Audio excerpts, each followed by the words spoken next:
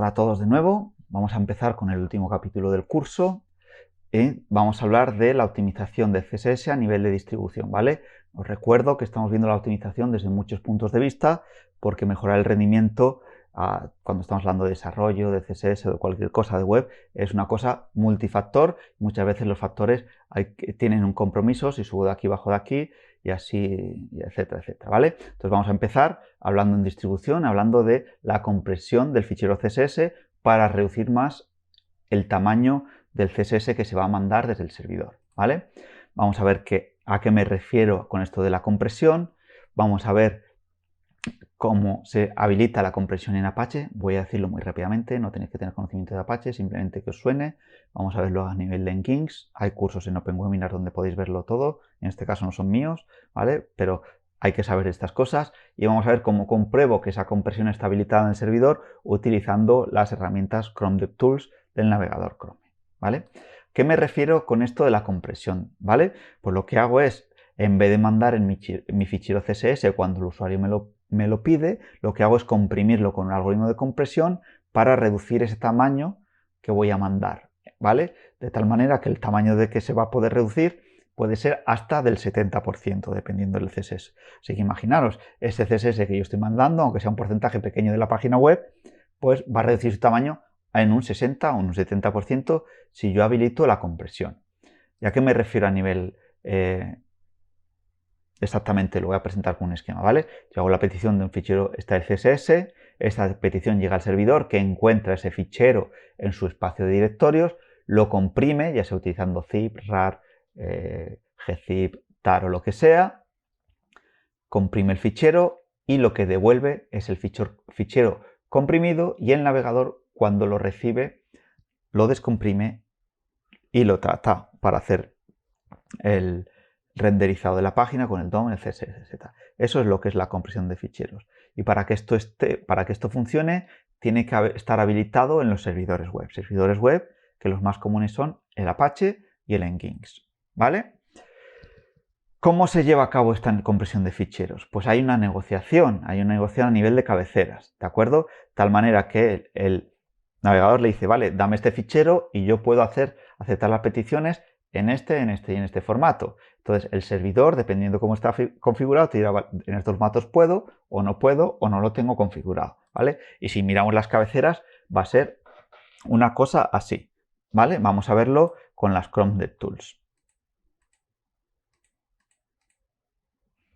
¿Vale? Vamos a ver, por ejemplo, abro una ventana en el navegador,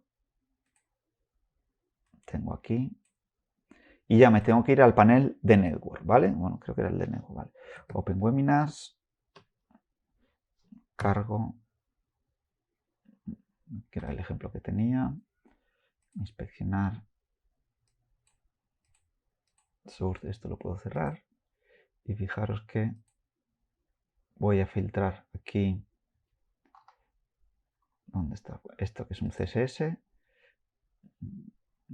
esto está aquí, perdón, vale, es esto en el panel Network, ¿vale? Y voy a recargar.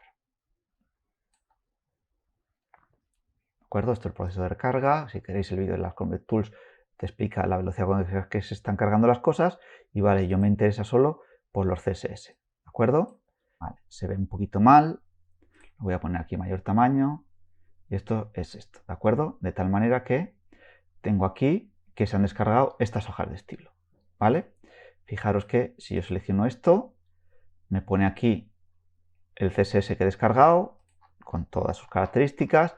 Y aquí tenemos las cabeceras. Las cabeceras, pues que tiene las cabeceras de la petición, donde yo estoy indicando aquí que acepto la codificación en gzip, en dflate o en br, que es le estar diciendo, vale, servidor web, mándamelo comprimido en cualquiera de estos formatos que yo lo voy a entender.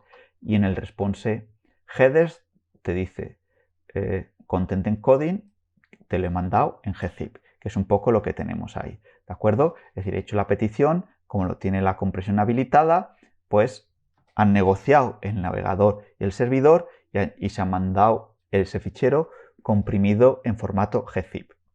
¿De acuerdo? Y eso lo hemos podido ver en el formato network. También es importante que compruebe cómo es la compresión. Si yo cierro esto, puedo verlo aquí. Si os fijáis, si le pongo aquí en las opciones de Network, le pongo que me muestre las peticiones en formato largo, me salen aquí dos tamaños. El tamaño que se ha transmitido y el tamaño comprimido. Fijaros que de 93 he pasado a 20. Con el factor de compresión estamos hablando de eso, 60-70%. De 428 he pasado a 57. Pues eso es casi un 90%, un 80 y pico por ciento. A ojo, ¿vale? De compresión. Evidentemente este servidor, que es el servidor web de OpenWebinar, tiene habilitado la compresión.